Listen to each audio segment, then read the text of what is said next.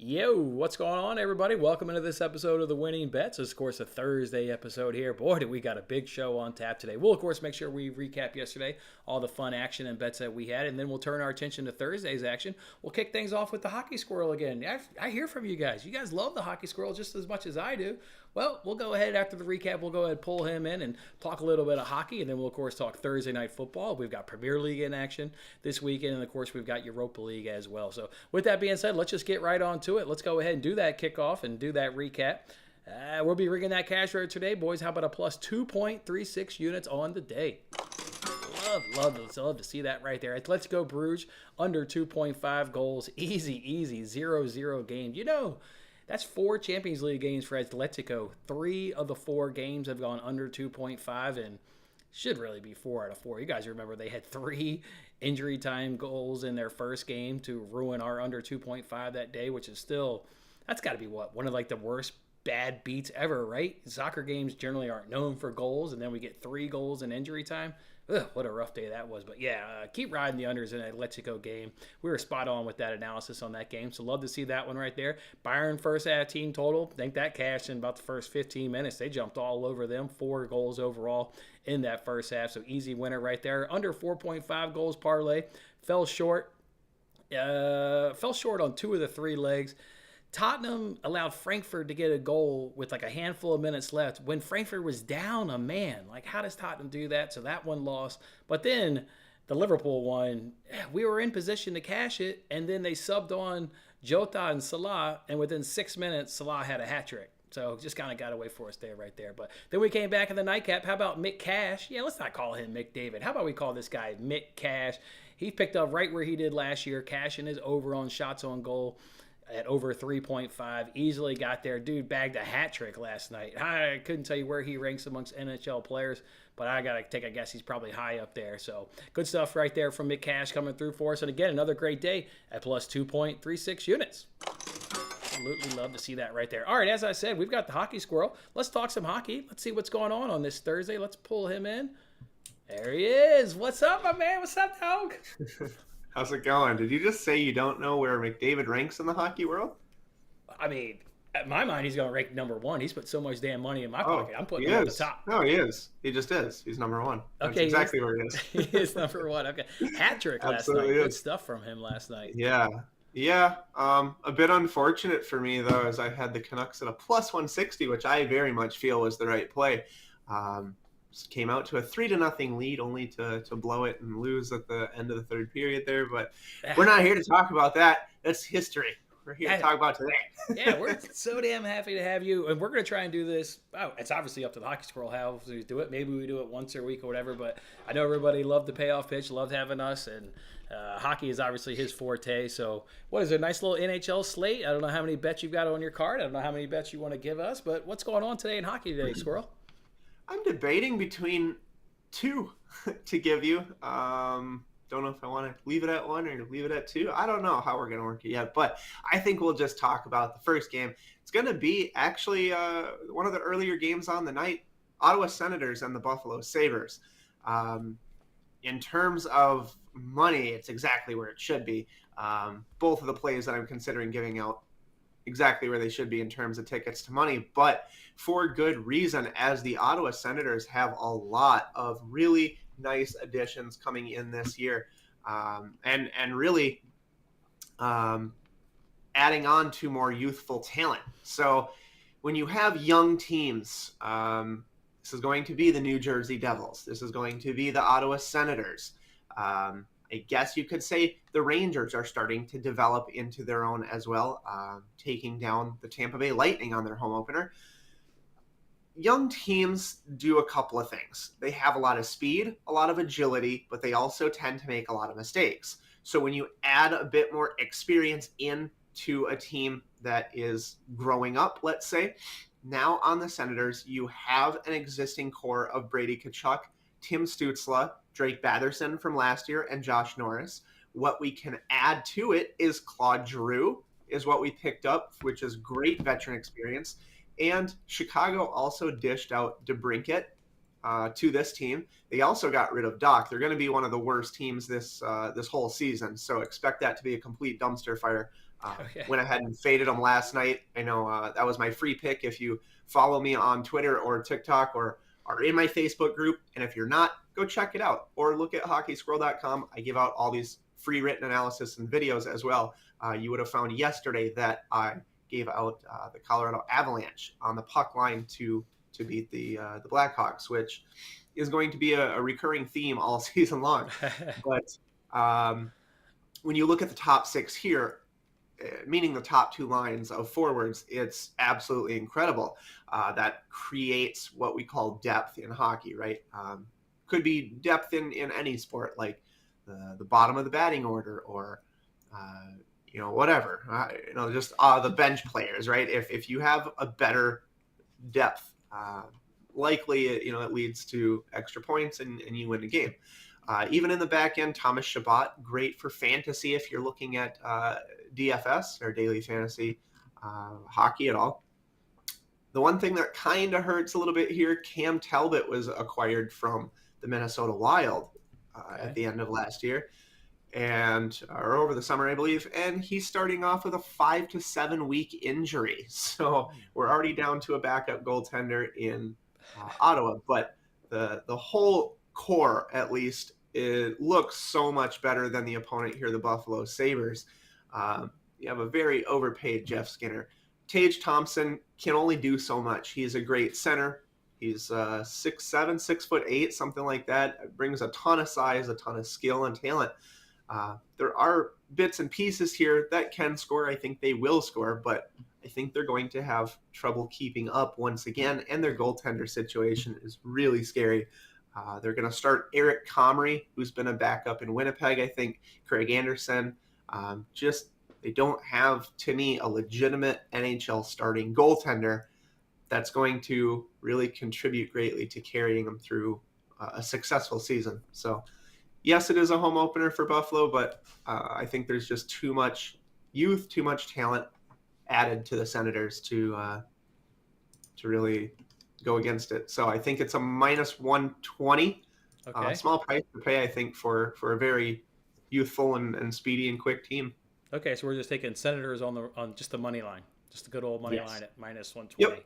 Okay, cool. All right, yeah, I got no problem fading the Buffaloes. Tell Terry Pagula he just spends all his money on the Bills. He doesn't give a shit about those Sabres. He's letting that franchise die while he just keeps the Bills alive, which is cool with me, dog. Thank you, Terry. Appreciate it. Whoa. All right. It's all wobbly. Hold on. Yeah, where the hell are you going, man? You're like, dude, I don't know. Like I felt like the top of my head was cut off, and I was trying to. I don't know what's going on. Anyway, man. All right, cool. So we see you next week, or is that it? Yeah, I think so. Just because we're only on the third day of NHL.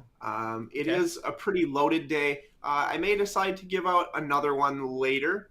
Again, check out hockeysquirrel.com for there's free analysis.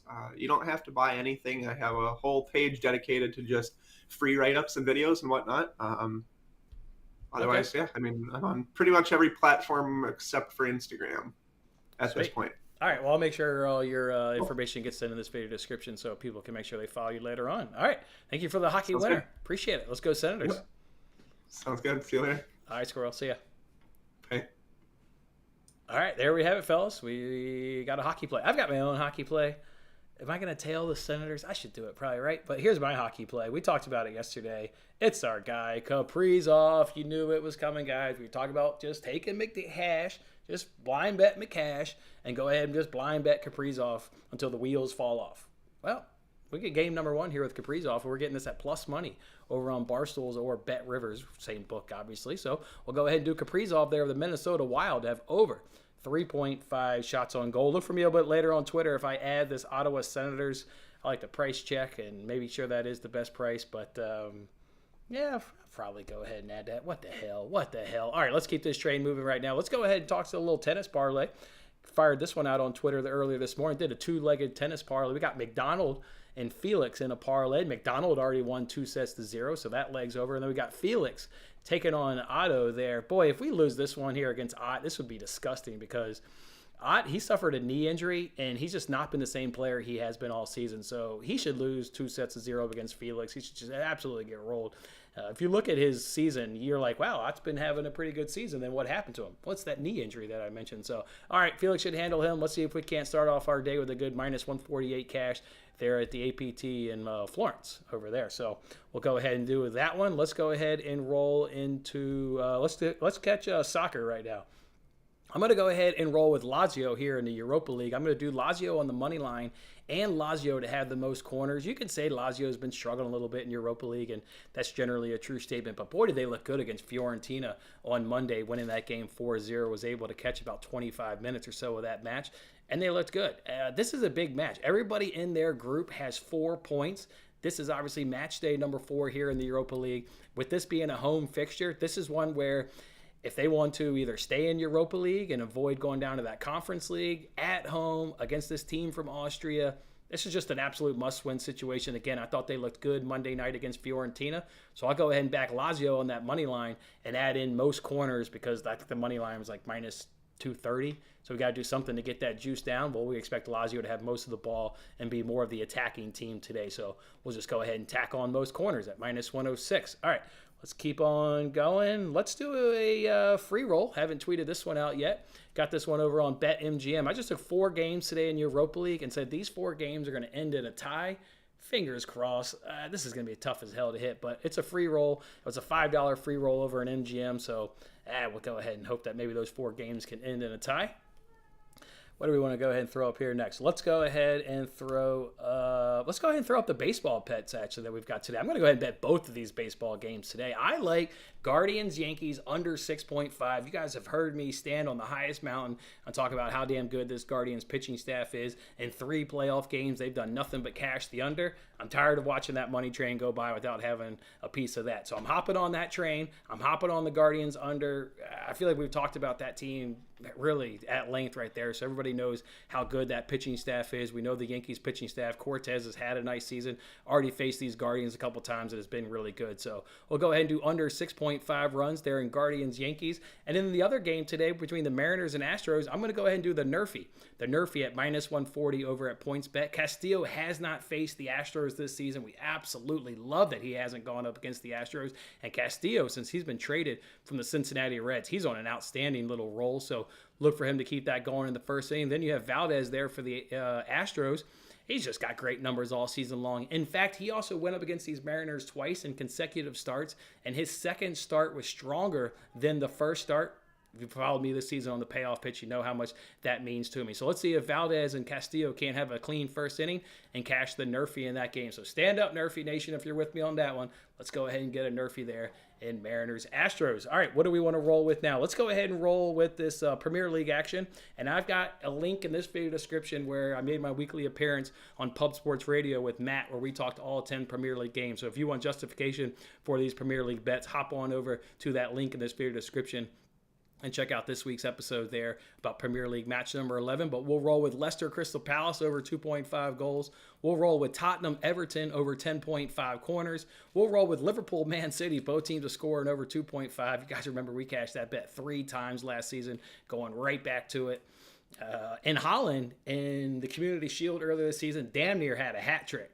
He was just off. It was the first game of the season. He clearly looked like a rusty player. He's in fine form right now. We're getting minus 136 for Holland to get a goal. Holland was rested against Copenhagen. This dude is going to smash Liverpool. I like Man City to win the game, but I'm just going to back Holland in terms of like real on production. At minus 136, are you kidding me? That's a 2-unit play. You can't give me Holland at minus 136, best striker on the planet. What are we talking about here? So, yeah, Holland 2-unit play. Let's see. I got those bets at Bet Rivers. Actually, I got all 4 at Bet Rivers. I got all 4 of those at Bet Rivers. And again, if you want any analysis for that, you know where to go ahead and find it. It's in this video description. We've got some more bets today. Let's go ahead and talk. Oh, Thursday Night Football. Thursday Night Football. What the hell are you guys doing with this Thursday Night Football game? Are we just going to go take the under because it's a primetime game? It's 2 really shitty offenses. If you want to, primetime unders are 11-5. Just go ahead and throw that stat out. They are 11-5. If you do want to look at an angle, the Bears' rush defense is the second worst in the entire league. Bears' rush defense. But then when you start digging in the numbers, it's like, okay, they played the 49ers and it was raining like hell, and all you could do was throw the ball, or all you could do was run the ball that day. They've also played the Vikings. They've got a good running attack. They've also played the Packers on Sunday Night Football. They jumped out to a nice sized lead and was able to run the ball. They've also played the Giants, Saquon Barkley. They've got a nice rushing attack. So I believe the Bears do have a pretty shitty rush defense, but it is kind of inflated with the scenarios and kind of who they played. Now, if you look at maybe how Washington will attack that rush defense, it will not be Antonio Gibson. In fact, you can't find his number anywhere. And the reason you can't find his number, I've shared this website with you guys before where you can see the snap count for each player. Look at Antonio Gibson. He is just falling off in terms of being the guy there in Washington. And now they get Brian Robinson back in the fold. He jumps right back in and almost has the same number of carries as Gibson. He's the line that you can find at the sports books. It's at 47.5. The Bears are allowing 170 yards per game on the ground. So 47.5 seems like a no-brainer. Just take Brian Robinson. I'm hesitant. You could also look at both of these slappy-ass quarterbacks to throw an interception, right? Carson Wentz, he's good for an interception damn near every game. Justin Fields, he's thrown 4 on the season. The thing that worries me a little bit with Fields, though, he's only had 88 pass attempts on the whole damn season. They just don't want to put the ball in his hand. I mean, you think about that, guys. 5 games, he's thrown 88 passes. Like, what are we even talking about here? That's just like shake your head. Like, it's just like, don't even believe that. So maybe both these quarterbacks throw an interception as a play. You could also look at Fields' passing attempts and taking the under. They've got the number at 23.5. He hasn't hit that all damn season long. So maybe that's a good play of taking the under. I'm a little conflicted. I'm going to add a Brian Robinson over, maybe an interception. I'm adding something. I just don't have a play right now. Kind of curious how you guys are betting Thursday Night Football. There weren't a ton of angles. Again, I thought the best one was Washington on the ground. I think that is probably the best angle. If I'm going to add it, it's probably going to be that one. It's 47.5 yards. That seems so damn doable with what the Bears do when you look at their game log. So, again, curious what you guys are thinking. Let's go ahead and jump in this chat. We've got Battle Rap. Like, he likes the Bears by 5. I can't pick a winner in that game. The under looks good, but the under's so low. I think it's all 37.5. Like, it doesn't take much for that to go over, right? And you expect maybe one of these quarterbacks to throw a pick 6. So, yeah, who knows? Good morning, everybody. Good morning. Nice. Love to see the squirrel back. Yeah, hopefully he gave us a winner. To be determined, but I hear you. You like Toronto today, home teams in baseball. Toronto is sitting their ass on the couch, so you probably meant another team. Toronto's not been playing any baseball today. You got Montreal bet last night. Yes, the D-Gent comes in 3-0 last night. Love to see that right there. No TDs again for Alex. I actually saw that on Twitter yesterday. Somebody said, like, when they sent that tweet out, they were like, oh, this is such a good play, no TDs. It literally happened once this season. Like, I don't know if it's that good of a play. I hear you, Alex. It's maybe worth a sprinkle, but there's probably going to be a touchdown. It'll probably come via the pick 6. Robinson rush attempts, yeah, it's at 12.5. It's at 12.5, so that's a good angle. If I'm adding something, I'm either doing I'm leaning Robinson yards, or I think the rush attempts at 12.5 is certainly very much in play as well there, Thad. Samuel over his receiving yards. No Commanders, pass catchers left. Well, if you say no pass catchers left, then it could be maybe easy for the Bears to take Samuels out of the game plan. Although they do still have Terry McLaurin, so they have some pass catchers. They still have Terry McLaurin, so they got somebody out there.